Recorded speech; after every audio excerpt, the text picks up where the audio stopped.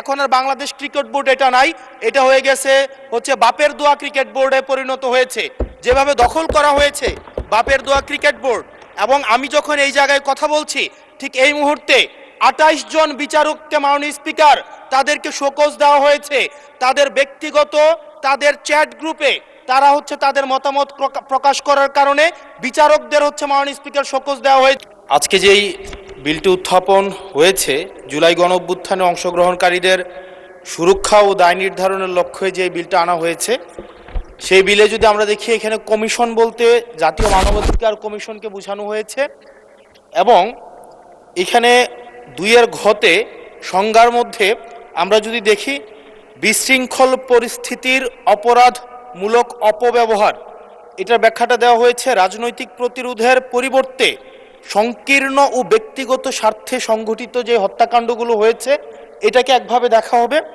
আর আরেকটা হচ্ছে গণতান্ত্রিক ব্যবস্থা পুনরুদ্ধারের উদ্দেশ্য যেই কার্যাবলীগুলো সংগঠিত হয়েছে সেটাকে একভাবে দেখা হবে।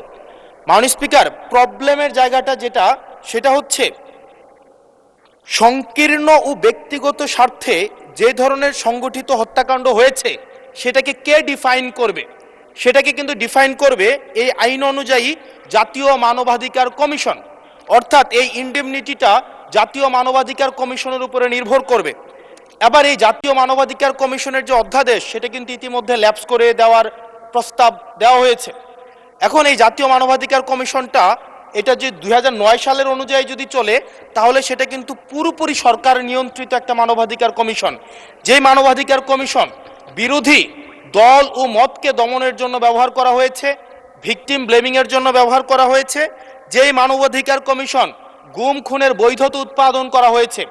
মাননীয় স্পিকার, এই মানবাধিকার কমিশনকে যদি আমরা মন্ত্রণালয়ের অধীনে রাখি এবং ওই মানবাধিকার কমিশনের মধ্য দিয়েই যদি আমরা জুলাই গণ অভ্যুত্থানের এই কার্যক্রমগুলোকে বিচারের এবং নিরীক্ষণের দায়িত্ব দেওয়া হয়, সেক্ষেত্রে এই নিরীক্ষণ কিন্তু প্রশ্নবিদ্ধ হবে। এছাড়াও আমরা যদি দেখি সাংবিধানিক প্রতিষ্ঠানগুলোকে যেভাবে নগ্নভাবে দলীয়করণ করা হচ্ছে, ইতিমধ্যে বাংলাদেশ ব্যাংকে যেভাবে দখল করা হয়েছে, যেভাবে বিসিবিকে যেভাবে এখন আর বাংলাদেশ ক্রিকেট বোর্ড এটা নাই, এটা হয়ে গেছে হচ্ছে বাপের দোয়া ক্রিকেট বোর্ডে পরিণত হয়েছে। যেভাবে দখল করা হয়েছে বাপের দোয়া ক্রিকেট বোর্ড, এবং আমি যখন এই জায়গায় কথা বলছি ঠিক এই মুহূর্তে 28 জন বিচারককে মাননীয় স্পিকার তাদেরকে শোকজ দেওয়া হয়েছে। তাদের ব্যক্তিগত তাদের চ্যাট গ্রুপে তারা হচ্ছে তাদের মতামত প্রকাশ করার কারণে বিচারকদের হচ্ছে মাননীয় স্পিকার শোকজ দেওয়া হয়েছে।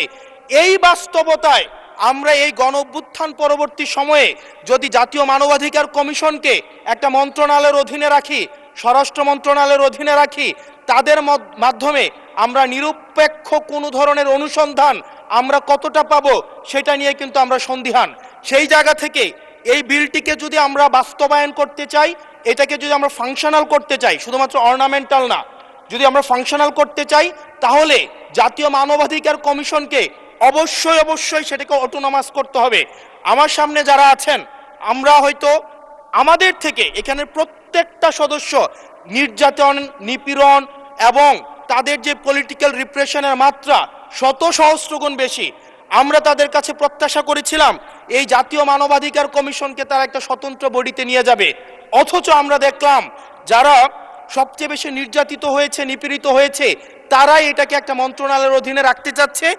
এই অজুহাতে যে জাতীয় মানবাধিকার কমিশন যদি অটোনমাস হয়ে যায় তাহলে সেটাকে হচ্ছে এটার জবাবদিহিতা কিভাবে নিশ্চিত হবে। মাননীয় স্পিকার, আমাদের ইলেকশন কমিশন, আমাদের হচ্ছে পিএসসি, আমাদের হচ্ছে দুর্নীতি দমন কমিশন, যদিও এটা কাজের কেতাবে আছে, গোয়ালে নাই, কিন্তু এটা কিন্তু একাডেমিকভাবে এটাকে ইভেন ইন্টারন্যাশনালিও এই জিনিসটা কিন্তু অটোনমাস হওয়ার কথা।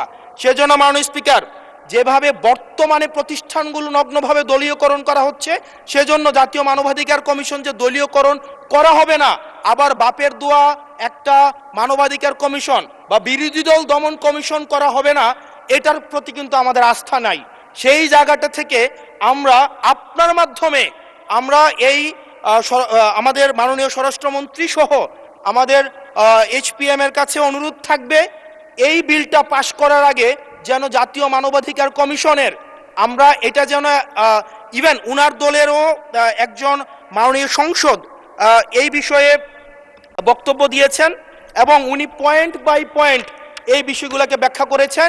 যদি জাতীয় মানবাধিকার কমিশন দলীয়করণ করা হয়, দিন শেষে গুম খুন থেকে শুরু করে আমাদের এই জুলাই ইনডেমনিটি, এটা দিন শেষে হচ্ছে যে পেপারেই থেকে যাবে, এটা দিন শেষে কোনো বাস্তবায়ন হবে না।